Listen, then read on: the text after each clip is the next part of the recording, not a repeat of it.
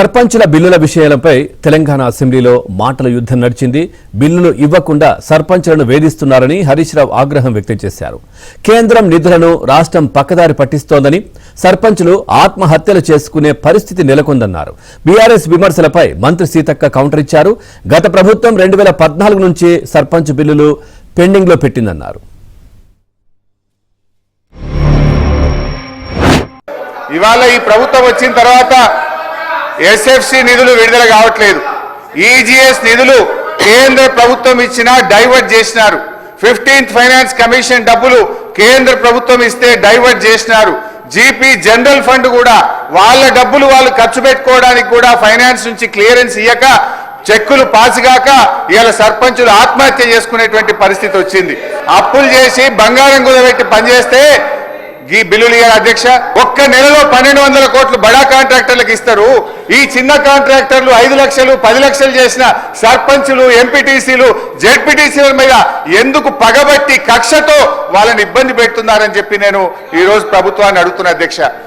వీళ్ళు బిల్లులే కాదు అధ్యక్ష, ఎంపీటీసీలు, సర్పంచులు, జెడ్పీటీసీలు దిగిపోయి 9 నెలలు అయింది. ఇంకా వాళ్ళ జీతాలు కూడా పెండింగ్లు ఉన్నాయి. వాళ్ళు మిత్తిలు కట్టలేక, అప్పులు కట్టలేక ఇవాళ చాలా బాధల్లో ఉన్నారు.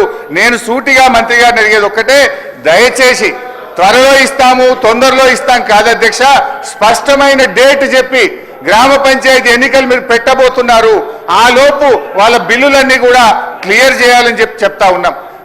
మేము వచ్చిన తర్వాత సర్పంచులు ఫిబ్రవరి నెలలో వాళ్ళ కాలం అయిపోయింది సార్. అప్పటి తర్వాత మళ్ళీ ఈ రాష్ట్ర ప్రభుత్వము కులగణన చేసి మరి మేమెంతో మాకంత రిజర్వేషన్ తీసుకురావాలనే ఉద్దేశంతో ఎలక్షన్స్ జరగకపోవడం మూలంగా కొద్దిగా గ్రామాలలో కొన్ని సమస్యలు అయితే ఉన్నమాట వాస్తవం. అయితే ఈ వచ్చినటువంటి పెండింగ్ బిల్లులన్నీ కూడా గత ప్రభుత్వం నుంచి బీఆర్ఎస్ ప్రభుత్వం మాకు వారసత్వంగా ఇచ్చినటువంటి పెండింగ్ బిల్లులు. అయితే ఇవి లాస్ట్ ఏదో 1-2 ఇయర్స్ నుంచి కాదు సార్, 2014 నుంచి కూడా ఇట్లనే వస్తూ వచ్చింది. పెండింగ్ బిల్స్ నా దగ్గర ఉన్నాయి, కావాలంటే వాళ్ళకి ఆ స్టేట్మెంట్స్ కూడా ఇవ్వడం జరుగుతుంది అధ్యక్ష. అదేవిధంగా అధ్యక్ష, వీరి హయాంలో ఇప్పుడు ఆర్థిక శాఖ మంత్రి గారు ఆ రోజు హరీష్ రావు గారే ఉన్నారు. వారు ఇంత బాధపడుతున్నారు. మీ చేతిలో ఉండి ఇట్లా ఒక సంతకం పెట్టించుంటే ఆ రోజు అన్నీ క్లియర్ అయ్యేటి. మేము వచ్చినాక సర్పంచ్లో లేరు, సర్పంచ్ల బిల్లులు మా దగ్గర పెండింగ్ లేవు. అయినా కూడా సార్ మా ప్రభుత్వంలో మరి ఇప్పటి వరకు జీపీల కోసం 740 కోట్ల రూపాయలను ఇవ్వడం జరిగింది.